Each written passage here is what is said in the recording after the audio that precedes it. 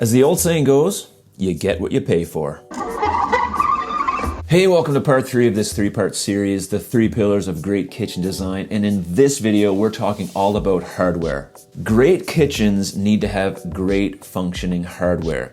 And if your kitchen breaks down, this is where it's going to break down. And by hardware, I don't mean the handles and knobs that are on the front of your doors and drawers. I'm talking about the real moving parts of your kitchen, the things that work every single day, and that really what your kitchen is built on is the quality of these pieces. You can have a beautifully designed kitchen, amazing drawer and door styles. You can have the most trendiest of colors and beautiful accessories. You can have a superbly functional layout.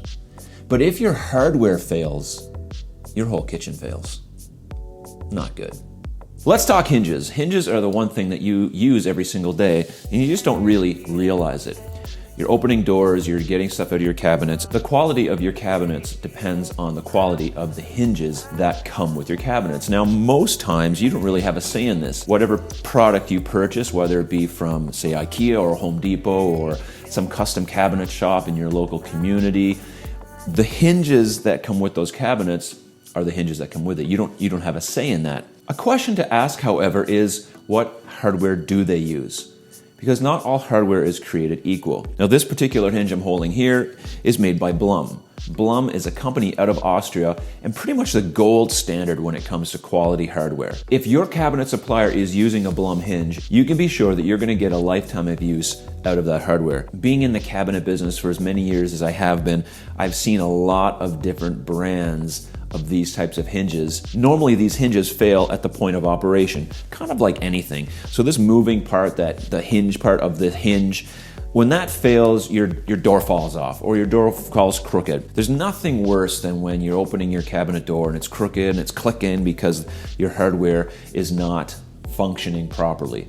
So invest in good quality hardware and ask your cabinet supplier where they get their hinges. What hinges do they use? So this is called a concealed hinge, and the reason it's called that is because you don't see it when the doors close. You can see the cabinets behind me. They have concealed hinges like this, and you don't see them. These are great hinges with 3 points of adjustment. You have these screws on the outside that'll adjust the vertical tilt of your door. You have another screw that'll adjust the door moving in and out. Some models on the mounting plate have a third screw that allow that mounting plate to actually move. So very easy to adjust. These types of hinges have been around for years now. They are pretty much the standard when it comes to kitchen cabinetry. Not all hinges are created equal. Like anything, you get what you pay for. If you're looking for good quality hardware, Richelieu.com is a website I recommend. Richelieu is a company that sell all kinds of different solutions for kitchens and other parts of your home. They have an extensive line of brands that they sell. All right, here we are on the Richelieu website. I want to show you a couple things in the hinge selection, and you can see all the different types of hinges, and we're going to go to European style hinges. European style being the name given to them because they originated in Europe, especially this Blum brand, which is out of Austria. Blum is an amazing quality product, but Richelieu have all kinds of different products here that are good quality. Now, down below is where this website gets really good, and they show you all the different degree openings for hinges. They show you the different door positions, so you may be familiar with full overlay, half overlay, and inset. These 3 would be the most common that you'd find in any big box store. However, there's all kinds of different options when it comes to hinges, different types of closing mechanisms, as well as the different types of applications for different hinges. Now, this is very interesting where they show you the fixed type because you need to attach these hinges to doors, and depending on the type of door you have and the type of hinge that you buy, it may be different. So this is a really great chart to show you that. And then down below, they have all kinds of different plates and options, but you can see these filters here, a ton of different filters here on the left.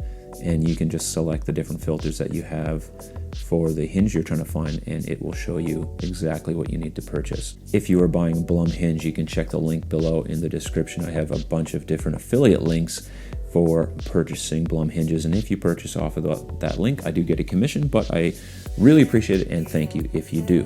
Let's talk about drawer rails. If your new custom cabinets come with this type of rail system, it's time to ask a few questions. This is a standard rail system that you can buy. I've got this at Home Depot. These were the run-of-the-mill drawer rails for many years. The problem with these drawer rails is they have plastic moving wheels. And so what I would experience is that people come in with a broken wheel looking for a replacement, and they'd be replacing these over and over and over again. They work great when they're brand new, but over time, over use, the more you use them, the more they break down. Over the years, of course, they've upgraded these to have soft close features, but you still have this plastic wheel, and that's where the quality is going to break down in this type of rail. If you're purchasing and spending money on new cabinets, even if they're stock cabinets from, say, an IKEA or just a big box store, it's important to look to see what kind of quality drawer system they're using. Now, this is a full extension drawer glide. So whereas the older types of drawer rails are only about a 3/4 pull out, these are a full extension. And if you remember from my last video talking about optimized storage solutions, when you have a full extension drawer glide, you're gaining about 30% of that drawer's storage capability. This is a very good solution to replace these types of drawer rails. Very well engineered, they work great, they're very quiet, they don't make a lot of noise, whereas these old things are constantly clicking and banging. Very quiet, easy to use, but there still are better solutions for drawer rails. I'm going to show you what's on my cabinets. It's an undermount drawer system, soft close. It's made by Blum, and it is probably the best example of a great functioning drawer glide that there is. This is a great example of a high quality drawer glide system. Each of these rails are rated for a 100-pound test, which means technically I could sit on this drawer and it won't break. I'm not gonna attempt it, but technically.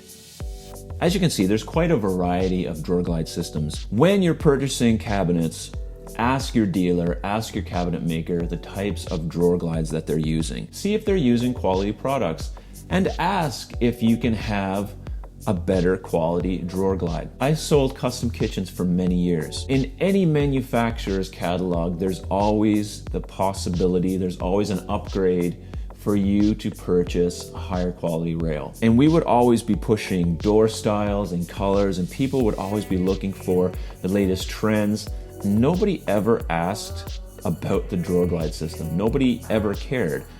They just wanted their drawers to open and their doors to open, and no one ever put thought into what kind of hardware was being used. Most companies have levels of quality when it comes to hardware. They have an entry-level hardware system, and then they have upgrades. And of course, those upgrades cost money, and we're all trying to get the most out of our money, and so normally we would try to upsell on other types of features that were fancier. It wasn't until later on in my career that I just began to say, well, I'm not going to bother telling the customer that there's a lower option. I'm just going to price these options because they're the best. This is what you want to be spending money on. I don't want you to get a kitchen from me and in 5 years come back going, you know, my drawer rail just keeps falling off and it's no good, it's breaking. I want to make sure that you're satisfied for the long haul. And so that's why it's important to really ask the questions of what type of hardware is being used and can I upgrade that hardware? If you have need of a kitchen design solution, check the link below in the description. I have an online kitchen design service that might be right for you. You send me pictures of your current kitchen. I redesign it with 3D renderings, layouts, elevation views, everything you need to get started with a new kitchen renovation. Check it out in the description below if that is something that interests you, and thanks for doing so. Whether you're buying a new kitchen or you're upgrading your current kitchen to be more functional, it is the quality of hardware that really matters. My encouragement to you is to really do your research and find out what types of hardware the companies that you're buying from uses. Remember, you don't want to be working in your kitchen. You want your kitchen to work for you. And the biggest piece of that puzzle is having hardware that's going to last you the lifetime of that kitchen. If you like this video, give it a thumbs up. You will probably like what I've posted before and what I'm going to post in the future. If that's the case, we're made for each other. I'm Mark Tobin. Here's a picture of a Hinge.